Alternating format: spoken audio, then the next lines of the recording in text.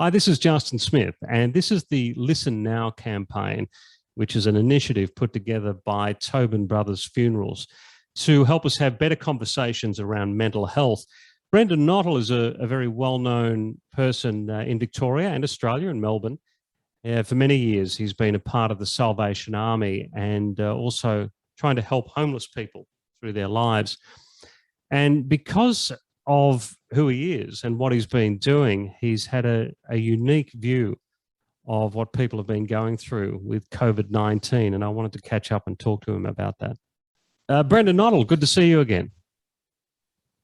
Great to be back, Justin. This time last year when we were talking about these things, we were trying to be optimistic, weren't we, about the situation we were in, and we wouldn't have thought that a year later we'd still be dealing with it. What are you seeing as you move around? What are people saying to you now? Well, I think as you walk through the city, Justin, 1 in 4 shop fronts are closed. And every time I walk through the city, I'm meeting people from lots of different walks of life. But I have to be really honest and say there are times where I feel like I'm overwhelmed by the stories that I'm hearing. People are really uncertain. People are angry. People are fearful. And to be honest, a lot of people are just looking out for themselves at this stage. And I think that buys into this whole sort of feeling that we've got at the moment where it seems to be group against group, state against state. So we've got walls up with overseas countries, and I understand that, but then we've put barriers up between us and other states, but we've gone further and we're blaming other states for our predicament.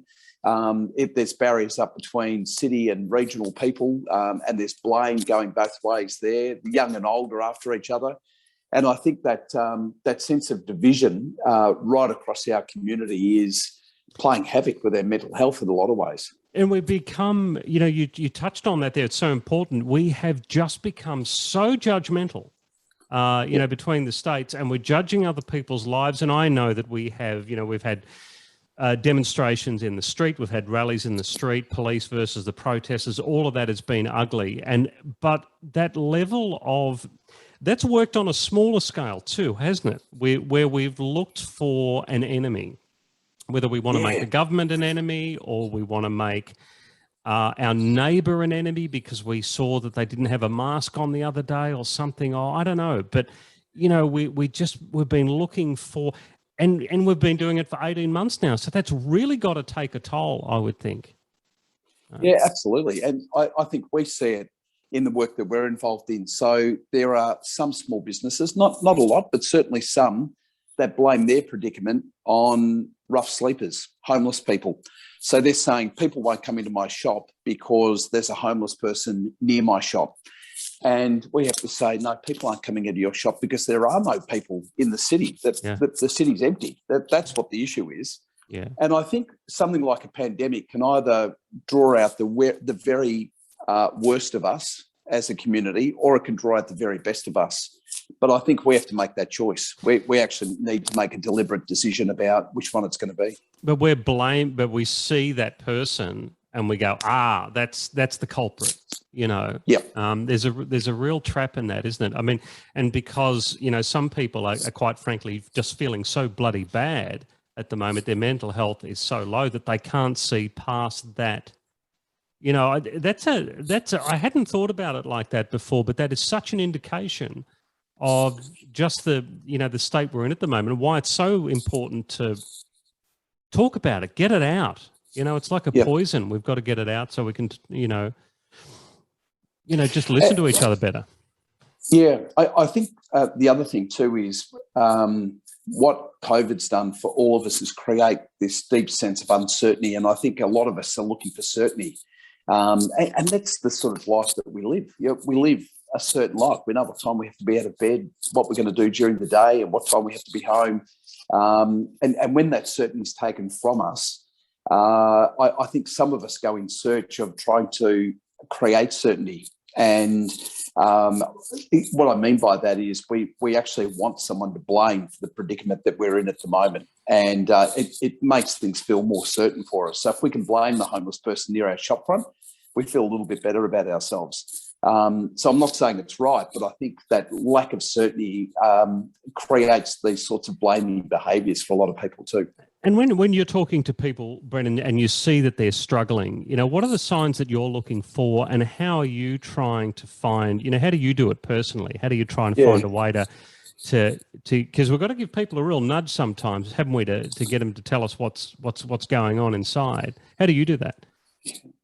I think that the first thing is to make sure that we don't assume that certain people are okay or certain types of people are going to be okay, because I think this pandemic has had a profound impact on all of us in all sorts of ways. So for some, it's affected our health, others it's affected our mental health, others it's affected our relationships, our finances, our jobs, our careers, our kids. So there's no one that's been left untouched by COVID. Well, one of the lessons that I've had to learn and keep relearning is this importance of treating people a bit more gently, because I think sometimes we assume certain types of people, they're bulletproof, they'll survive this.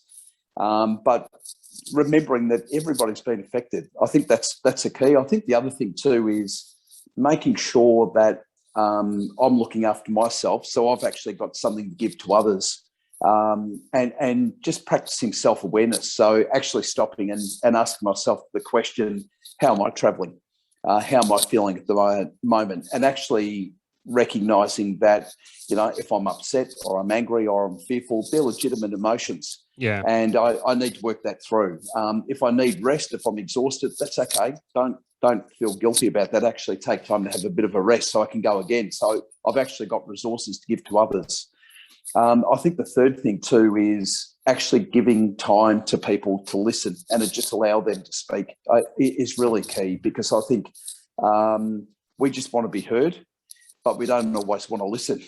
And I think giving people our time and giving people our focus and our attention is so vitally important. A person who is down knows that somebody else cares about them, and they're willing to make a gesture to show them that they care, and that can kind of happen in a phone call or a video call or something, a letter. It's just something so tiny can show that, can't it? Yeah.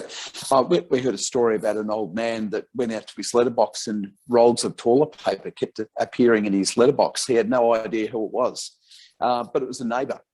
And it wasn't the toilet paper that was powerful for that old man, but he talked about actually being remembered by somebody else. And so that was that was so powerfully important for that man. And I think I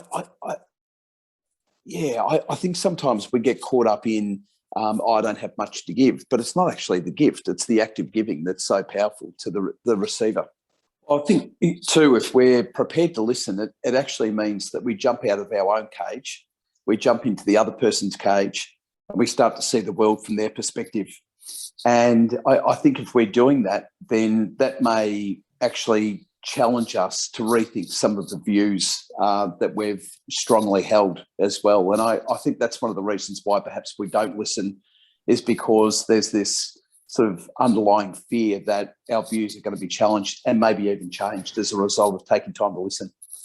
That thing too, this time last year, we were talking about the suicide rates, and psychologists, people like James McLeod from Tobin Brothers, saying that they've never seen it this bad before. And there was sort of discussion about, the figures saying, well, look, it's not that bad. It's not up on last year and all that kind of talk. It's not just suicides, is it? It is the attempted suicides. It's the self-harm, the self-medication, all of those problems that can lead to that. Look, I think there's just a caution in looking at those raw figures sometimes, aren't there, and saying, yes, but, we're really not doing that bad. Do you feel the same way, that there's a problem in doing it that way? Oh, yeah. I think one of the other issues we've got too is, and this doesn't get picked up, is people find themselves where they're just languishing. So they're getting out of bed a bit later. They're going to bed a bit later. They're not eating the type of food that they would normally eat. They're eating more junk food. They're just watching rubbish on TV. They don't have a vision for their life anymore. Drinking. And they're just drinking, maybe gambling more than they've done before. And they're just simply going through the motions. And there's no sort of purpose or sense of energy about their life. And I think there's a whole lot of people where the quality of their life has been deeply affected by COVID. So are they attempting suicide? Maybe not. Are they thinking about suicide? Are they having suicidal ideation? Possibly not. But their quality of life has diminished significantly because they're just stuck at the moment, and their life is just not going anywhere. And that has a profound impact on our mental health as well. Well, look, the services are there. People need to make use of them to talk to anyone they can, but also, reach out to somebody that you haven't heard from for a little while. Check in, talk a little crap with them. Talk about everything and nothing. I think in Melbourne, we tend to start with the footy and end with the footy, but it's not a bad way to get into the conversation, is it? It's not bad. No, I think you're absolutely right. This idea of checking in on ourselves, that self-awareness is really important. So if you've got thoughts in your head about, the best way out of my situation is to harm myself, or the best way out of my situation is to consider taking my life. So not be here anymore. Yeah. And if you're thinking that that's the only solution to your situation, have a conversation. And there will be someone in your life somewhere that won't judge you. They'll just be desperate to help you. And I think sometimes just being able to articulate to ourselves, but also to someone that we trust, how we're feeling, just that in itself can be really helpful too. I think Melburnians often forget that our city was based on some values from the Wurundjeri people, where they ensured no one was left behind. I think one of the first people, European people that arrived here, was a guy by the name of Henry Reid. So he was here with John Batman. But Reid was really driven by this idea that he picked up from the Wurundjeri people too, that no one is left behind. And he was also driven by this idea of just making sure that we don't have outsiders in our community. So bringing those people in and wrapping care around them. And that's the values upon which our city are based. And I think if ever there's a time where we need to draw on our historic values, it's now. And it's making sure that it's not every person for themselves, but rather we make sure as we build towards recovery, it's a recovery for all and no one left behind.